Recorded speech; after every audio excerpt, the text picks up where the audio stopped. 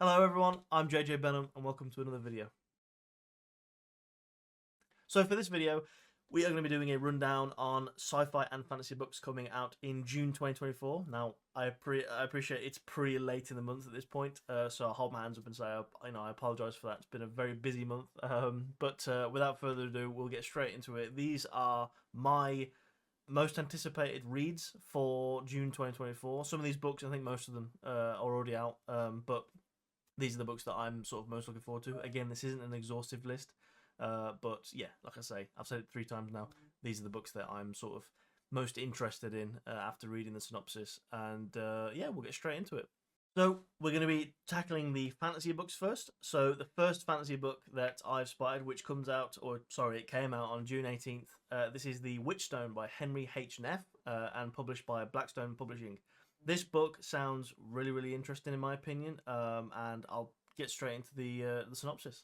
Meet Laszlo, 800-year-old demon and Hell's least productive cursekeeper. From his office beneath Midtown, he oversees the Drakeford Curse, which involves a pathetic family upstate and a mysterious black stone. It's a sexy enough assignment, colonial origins, mutated victims, etc. But Laszlo has no interest in maximising the curse's potential. He'd rather sunbathe in Ibiza, quaff martinis, and hustle the hustlers on Manhattan's subway. Unfortunately, his division has new management, and Laszlo's ratings are so abysmal that he's given 6 days to shape up or he'll be melted down and returned to the primordial ooze. Meet Maggie Drakeford, 19-year-old curse bearer. All she's ever known is the dreary corner of the Catskills where the Drakeford curse has devoured her father's humanity and is rapidly laying claim to her own. The future looks hopeless until Laszlo appears at the Drakeford farm one October night and informs them that they have 6 days, and 6 days only, to break the spell before it becomes permanent. Can Maggie trust the glib and handsome Laszlo? Of course not, but she's also not going to pass up an opportunity to save her family, even if it means having a demon as a guide. Thus begins a breakneck international adventure that takes our unlikely duo from a hot dog stand in Central Park to the mountains of Liechtenstein, a 5-star hotel in Zurich, and even the time-travelling vault of a demonic crime boss. As the clock ticks down, tough as nails Maggie and conniving Laszlo will uncover a secret so profound that what began as a farcical quest to break a curse will eventually threaten the very lords of hell. I butchered the reading of that, but I did like 6 takes, and I really didn't want to do another one. That sounds really good. That sounds really interesting. I like sort of the unusual duo stories. It's a classic trope. Trope is not a bad thing. It depends on how they're handled.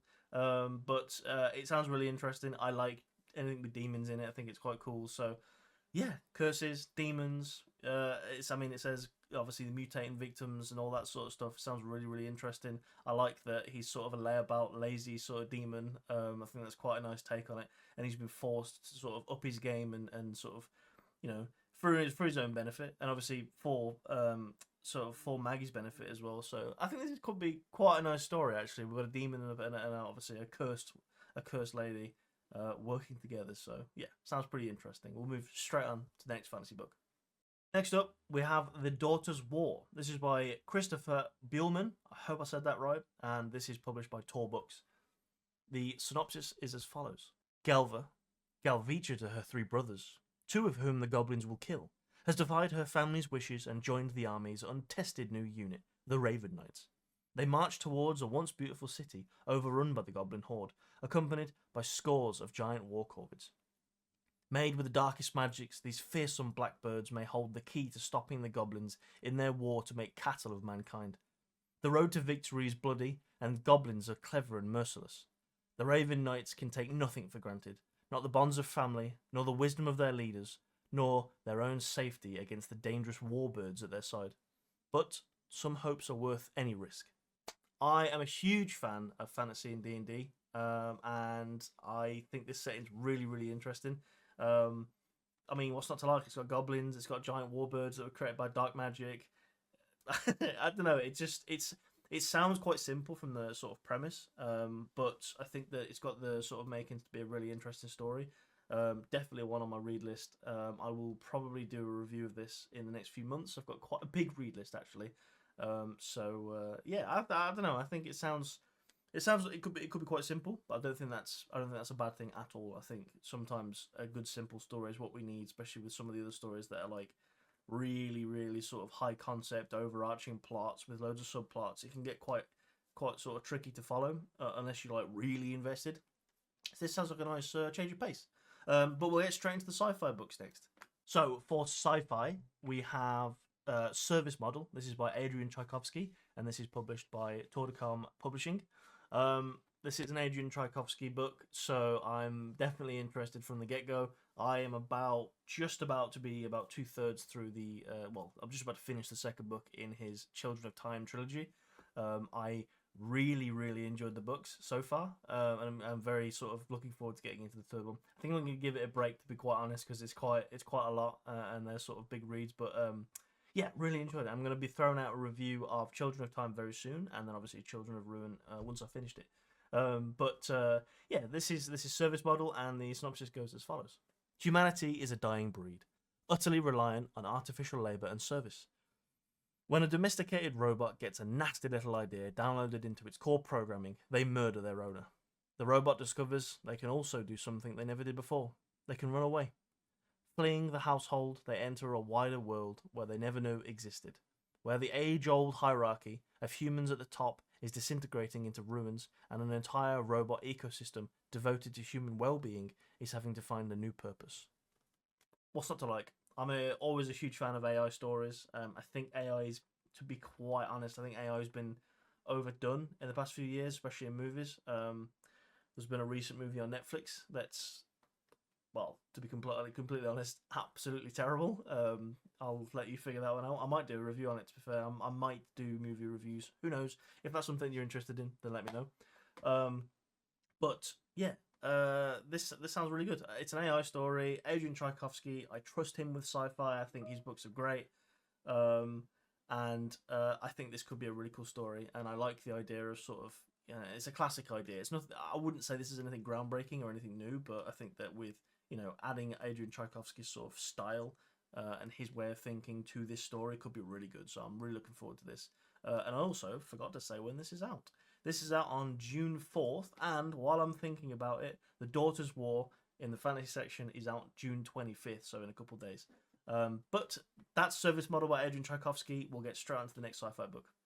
Next up for sci-fi, this is the second most interesting sounding book coming out in June 2024. This comes out on June 25th, and this is Edge of the Wire by Scott Keenmore and published by Talos. This sounds like a really interesting book, a bit of a sci-fi mystery, but I'll get straight into the synopsis. An elite crew of astronauts is sent to an unknown planet. Their mission?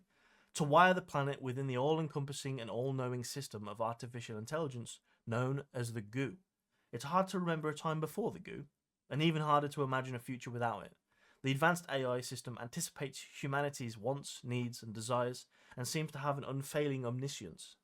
But when Ro, the leader of the crew, discovers mysterious secrets buried beneath the surface of this unknown planet, his faith in AI begins to wane. One unsettling twist after another turns Ro's mission into a quest for answers and a terrifying fight for survival. This synopsis doesn't give a lot away, and I quite like that. I like the sort of the AI being called the goo. Now, obviously, I don't know whether any of you will be familiar, but the sort of the grey goo is an apocalyptic scenario where nanotechnology goes rogue and basically devours everything. So that's what that reminded me of. I don't know whether that's sort of like the intention from Scott Keenmore, but I think it sounds really, really cool. And there's potential for it to go that way. So that's a potential spoiler. So, apologies. But yeah, I think it sounds really cool. I love sci-fi. Whether I love sci-fi more than fantasy, I'm not sure. It depends on the month. But this sounds really interesting. I love sci-fi, and I love sort of the mystery sci-fi with mystery elements in there, and then also sort of the terrifying fight for survival at the end of the synopsis there, which makes me think there's going to be a lot of sort of dramatic moments and things like that. So yeah, really interested in this book, and I'm really looking forward to actually giving this a read. I might bump this one further up the read list, to be quite honest with you, and I will do a review when I've read it. But those are my fantasy and sci-fi books that I find most interesting coming out in June 2024. Again, it's not an exhaustive list, but I think they sound really, really interesting. I appreciate this was a bit of a shorter video. I wanted to just get it out as fast as possible, and I'm sort of strapped for time to record these videos as of right now, unfortunately. But stay tuned for the next video. My next video is actually going to be a little bit more on sort of how I got to writing Relics Dawn, and sort of my process with that. I've already done a formatting video. So give that a watch if you're interested in how to format your novel, both for drafting and for publication. But yeah, my next video is just going to be sort of more on the creative aspect of things and how I sort of structured the story, what my approach was to writing the story, and a bit more in-depth sort of look at that. But if that sounds interesting, keep your eyes out for that. But thanks for watching, guys, and I'll catch you in the next video.